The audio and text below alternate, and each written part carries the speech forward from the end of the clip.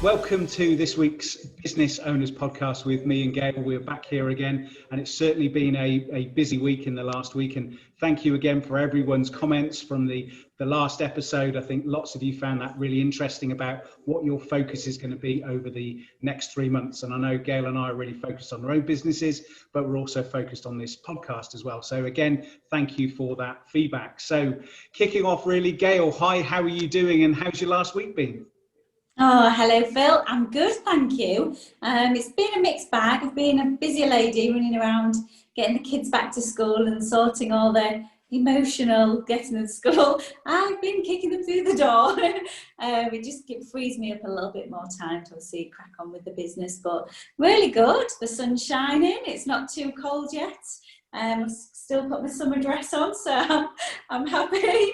So it's not bad at all. The usual trials and tribulations of business, but I'm still smiling, so always good, always good.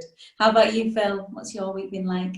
Similar to you, really, Gail. I know when we spoke last week, it was obviously a bank holiday week, and I think you're right. The schools started to trickle back last week, and I think people going back on the Thursday, the Friday, and then some this week as well. I think probably what I found is just suddenly inquiries have shot up. I think people are back into a more progressive work mode. That's what I'm starting to see now. People are sort of busy with that and moving forward. And I suppose, really, Gail, that sort of takes us really nicely onto our topic for today, really, isn't it? It's about home working. So I think everyone over the last 5 or 6 months has got used to either being at home, and some people have been furloughed through that time, and now people are coming across. So I know you and I, we sort of thought what would be a really good topic for today, and home working was one of those things. So really, from your perspective, Gail, how easy or what are some of the challenges you personally find as a business owner working from home? Yes, that's a good one, Phil. To be fair, it has been challenging putting on many hats: mum role, business owner, looking after keeping that level of professionalism. Yet in the background, you've obviously got your home environment. But I think everybody's adapted really well, to be fair, and it's this has all been a taboo subject for many years, especially in sales and marketing and business development. It's can you work from home on Friday afternoon? And some companies are very much on oh no, I want you in that office, and have these sort of issues. But a lot of the time you can work from home and you're probably a little bit more productive because you feel it's a privilege to work at home. So I found personally, although it's been busy and at times challenging, I've just managed to structure things. So I work around the children in some aspects. Mine aren't babies, so I can do that and manage that. And people in households, they've been helping each other out. Partner wife combos have been, one does one and one does the other. So it's working. It has worked really well. The trials, tribulations, that's a good one. I think it's been successful. It's given me more time. It's cut my travelling time, cut my going out to network time. So in that sense, it has been more productive. And I think I've adapted pretty well. How about you, Phil? Yeah, I think fairly similar, to be fair, Gail. I think probably from my perspective, certainly more productive. For me, I'm not traveling the miles I used to be traveling to see clients up and down the UK. So that's changed. Even my location, obviously, I'm not based in the UK now, so that has changed. But for me, with my business and with my team, so I've got people dotted across the UK now. So our core back in Gloucestershire, we've got 4 or 5 of our team there. But then we've got one in Wales, we've got a couple up north as well. So when we look at our team now, we've had to adapt to a new way of working, of building a remote team and making that work. So I think for me, that was one of the challenges as being a business owner, is trying to manage that team, is, how do we adapt? We had some things in place of using technology to be able to do some remote working if somebody wants to work from home from time to time. So we've really had to change and adapt quite quickly to that. So for me, that's been a challenge, but I think it's also now from a client perspective, I think people now accept if you're going to have a Zoom call in terms of that. So yeah, Gail, I mean, actually, there's a great example. It's the way this is going to be edited. People won't see exactly what's just happened at this moment. But for me, working from home, somebody came to the door. So we had to just put a little bit of a pause on our podcast there. But obviously, everybody didn't see what happened. But that is a reality of what happens, you know, in terms of that. So it's quite good that we bring that up into that. So that sometimes can be a challenge. But also as well, though, I was just talking about technology there, and I think technology, but also people's acceptance now is, you know, even when things start to come down, we don't really know what the norm's going to be. You know, people are talking about a new norm, but you know, what is that? But for me now, technology is there and certainly helpful. And for me, we're using Microsoft Teams, we're using Zoom video as well. We're certainly using the cloud in terms of how we're using Microsoft Teams and SharePoint and everything like that to pull things together. But probably as well, what might be worth looking at is, for me, that's great from our business perspective, but also as well, I mean, at the moment, we're not too sure what's going to happen in the world of recruitment. And certainly that's really close to your heart because that's what you do.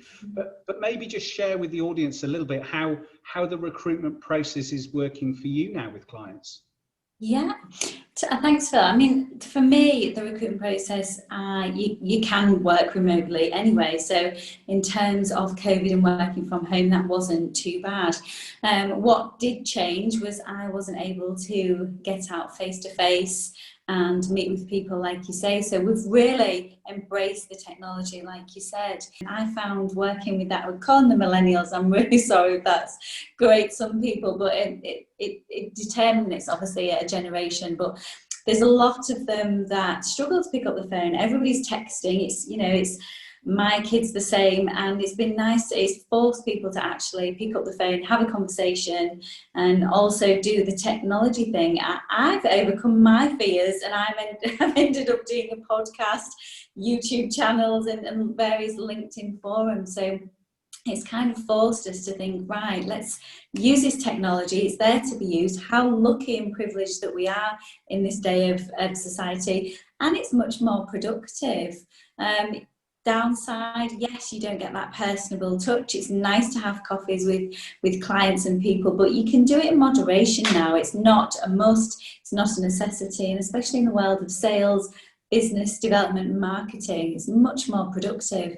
Think how many extra hours you can get during the day, you know, not flying around stuck in traffic, you know, and so that does give people a much better work-life balance, which we've all been striving for over the years. So it has a mixed bag of the personal touch. I'm very much a people person, as I know you are, Phil. So that side does impact because, you know, that it's good to interact with people physically as well. But I think with the technology, we just need to embrace it a lot more, not be scared of it. Which is probably another conversation in itself, but some people are scared of technology, and it's silly. It's a massive benefit.